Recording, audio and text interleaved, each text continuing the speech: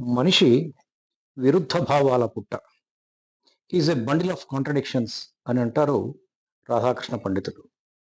ఎవరిని జయించడానికి తన అమ్ముల పొదిలో అనేక దివ్యాస్త్రాలు సమకూర్చుకున్నాడో, ఎవరిని నిర్జించడానికి ముక్కంటితో పోరు సల్పి పాశుపతాన్ని వరంగా పొందాడో, ఎవరి వల్ల మోసపోయి జీవితంలోని 13 సంవత్సరాలు అష్ట కష్టాలు పడ్డాడో, ఎవరి వల్ల కులసతి అవమానం పాలయిందో, అట్లాంటి వారి తలలతో చెండాట ఆడవలసిన సమయంలో ఆయన మనస్సు నీరు కారిపోయింది. వైరులుగా పోరు సల్పవలసిన వారు గురువులుగా, సోదరులుగా, మేనమామలుగా, సఖులుగా, రకరకాల బంధుమిత్రులుగా కనపడ్డారంటే మనస్సు విరుద్ధ భావాల పుట్ట కాదా? To be or not to be, ఇది ప్రతి వ్యక్తి జీవితంలో ఎదురయ్యే మీమాంస. ఇలాంటి మీమాంసలు తొలగించుకుని సందేహాలు లేకుండా జీవన గమనం సజావుగా సాగాలంటే మనిషికి తన మనసేమిటి, దాని స్వరూపమేమిటి పూర్తిగా తెలియాలి. సత్యాన్వేషణ దిశగా ముందుకు సాగాలి. ఏది సత్యం, ఏది అసత్యం తెలిపి అర్జునుడిని విజయుడుగా నిలిపి కిరీటి కిరీటిని చేసిన నల్లనయ్య ఆ శ్రీకృష్ణ పరమాత్మ తెలిపిన భగవద్గీతలోని ఒక్క శ్లోకమైనా మనం మననం చేస్తే చాలు, సత్యం సాక్షాత్కరిస్తుంది. భూమి మీద మనిషి వ్యామోహం అంతులేనిది. మనిషి పుట్టినప్పటి నుండి ఉన్న వ్యామోహం అది. భూమి కోసం ఎన్నో యుద్ధాలు చేశాడు, చేస్తున్నాడు, చేస్తాడు కూడా. తన ఎదురుగుండా ఎంతో మంది చనిపోతూ ఉంటారు. అయినా మనిషి తానొక్కడినే శాశ్వతం అనుకుంటాడు. అంతులేని ధన సంపాదన, అనంతమైన వ్యామోహం మనిషికి పట్టిన జబ్బులు. తినడానికింత తిండి, కప్పుకోవడానికి బట్ట, తలదాచుకోవడానికి గూడు, ఇవి కదా అసలు అవసరాలు. కానీ వ్యామోహం అనే భూతం భూమి కూడబెట్టిస్తుంది, భూ కబ్జాలు చేయిస్తుంది, రంగురాళ్లు పోగేయిస్తుంది, మట్టిలో నుండి తీసిన లోహంతో ఒళ్ళంతా అలంకరింపజేయిస్తుంది. స్త్రీ, భూమి, బంగారం, ఈ మూడింటి కొరకు మనిషి ఆరాటపడతాడు, పోరాటాలు చేస్తాడు, చివరకు మట్టిలో కలిసిపోతాడు. ఏవీ వెంటరావు. తెలిసినా, ఏవీ వెంటరావని తెలిసినా, తరతరాల చరిత్ర చెబుతున్నది ఇదే అని తెలిసినా తపన ఆగదు, తాపత్రయం వీడడు. తనది కాని సొమ్ము కోసం ఆశపడి ప్రక్కవాడి నుండి లాక్కుని వాడు పగ తీర్చుకుంటాడేమో అని అనుక్షణం తనకు పంచి ఉన్న ముప్పును తలుచుకుంటూ తల్లడిల్లిపోతాడు. అలాంటి వాడే ధృతరాష్ట్రుడు, తనది కాని రాష్ట్రం ధరించినవాడు. తమ్ముడు ప్రేమతో సింహాసనం మీద కూర్చోబెడితే అది తనదే అని భ్రమించిన గుడ్డివాడు. యుద్ధరంగంలో ఇరుపక్షాలు మోహరించి ఉన్నాయి. సంజయ, ఏమి జరిగింది అని అడగలేదు. నా వాళ్ళు పాండుపుత్రులు ఏమి చేశారు అని అడిగాడు సంజయుని. నా అట. ధర్మక్షేత్రే కురుక్షేత్రే సమవేతా యుత్సవ మమకా పాండవాశ్చైవ కిమకుర్వత సంజయ. ఇది ఆయన అడిగింది. మూర్తీభవించిన ధర్మం ఎవరు అని అడిగితే రాముడు అని ఎలా సమాధానం చెబుతామో, అలాగే మూర్తీభవించిన స్వార్థం ఎవరు అని అడిగితే ధృతరాష్ట్రుడు అని ఠక్కున సమాధానం వస్తుంది.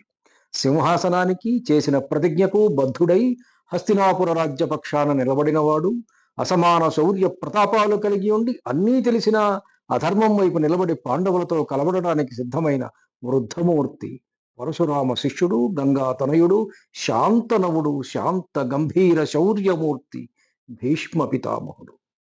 హస్తినాపుర ప్రభుత్వం పోషించింది కాబట్టి అధర్మమైన రాజ్యం పక్షాన యుద్ధం చేసిన బ్రాహ్మీమయమూర్తి, పోతపోసిన క్షాత్రం గురుద్రోణుడు.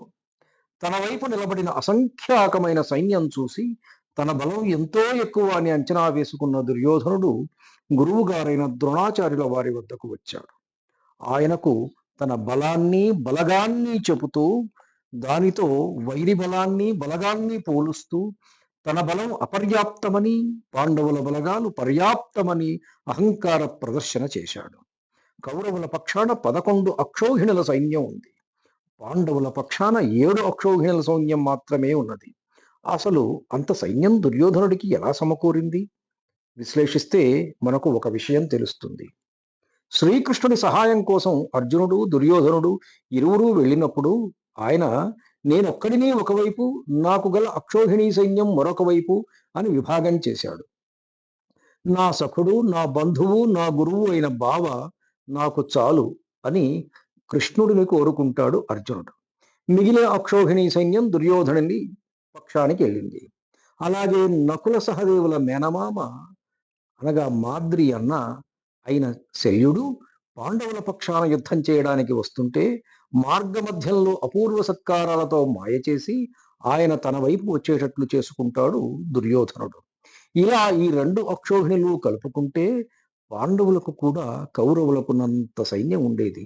చెరి 9 అయ్యేవి. ఇక్కడ కూడా దుష్ట రాజనీతి ప్రదర్శించాడు రారాజు.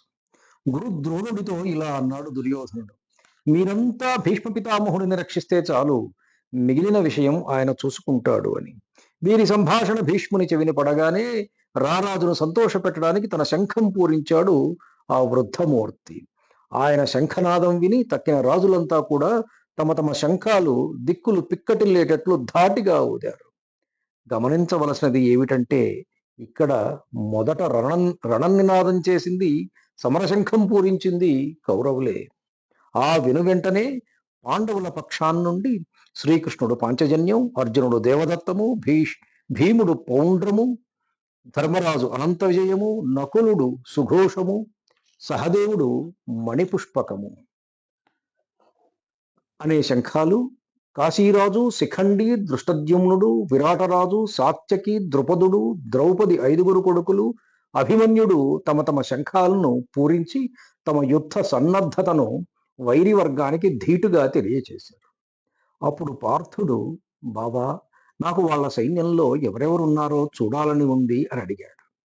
పార్థసారథి కృష్ణుడు తెల్లటి గుర్రాలు పొంచిన రథాన్ని మెల్లగా ఆ 2 సేనల మధ్యన నిలిపాడు. బావా, నేను అందరినీ పరిశీలించి చూసేదాకా రథం కదల్చకయ్యా అని అచ్యుతుణ్ణి వేడుకొని అందరినీ చూడటం మొదలుపెట్టాడు అర్జునుడు. దుర్యోధనుడి పక్షాన చేరి తమతో యుద్ధం చేసేవారెవరా అని పరిశీలనగా చూశాడు. మొదట సర్వసైన్యాధ్యక్షుడు భీష్ముడు కనపడ్డాడు.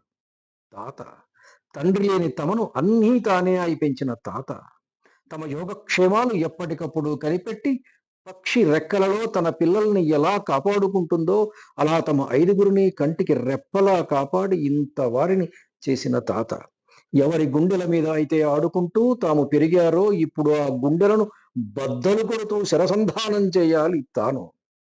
ఇంకొక వైపు చూశాడు.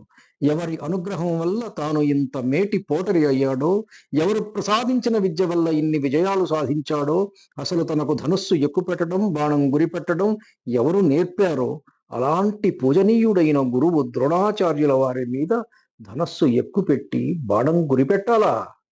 తన ధనుర్విద్యా ప్రావీణ్యం తన గురువు ప్రాణం తీయడానికి ఉపయోగించాలా? ఇంకా ఎదుటి సైన్యాన్ని తేరిపార చూశాడు.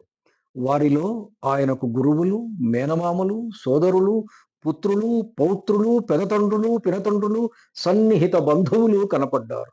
యుద్ధం చేసి ఇంతమంది సన్నిహితులను చంపి తాను బాపుకునేదేమున్నది? రాజ్యం లభిస్తుంది. కానీ ఆ సుఖాలు తనతో కలిసి పంచుకొని ఆనందించే బంధువు ఒక్కడు కూడా మిగలడు కదా! మరి అలాంటప్పుడు రాజ్యమెందుకు? రాజ్యభోగాలెందుకు? ఈ రక్తపు కూడు తినాలా? ఇన్ని ఆలోచనలు ఆయన మనస్సులో తేనెటీగలు ముసిరినట్లుగా ముసురుకున్నాయి. ఒక్కసారిగా మనస్సు పట్టు తప్పింది. నీరు గారిపోయి శరీరం వణకడం మొదలుపెట్టింది. బావా, గాంధీవం పట్టు తప్పుతున్నదయ్యా, చేతిలో నుండి జారిపోతున్నదయ్యా అని బేలగా మాధవుడితో మొరపెట్టుకున్నాడు సవ్యసాచి. ఆయన ఎలాంటి యోధుడు? ఒంటి చేత్తో ముక్కంటిని ఎదిరించినవాడు. ఆ గాంధీవంతోటే నివాత కవచులను నిర్జించినవాడు. ఆ గాంధీవంతోటే ఉత్తర గోగ్రహణ సమయంలో కౌరవ సైన్యాలను చీల్చి చెండాడినవాడు.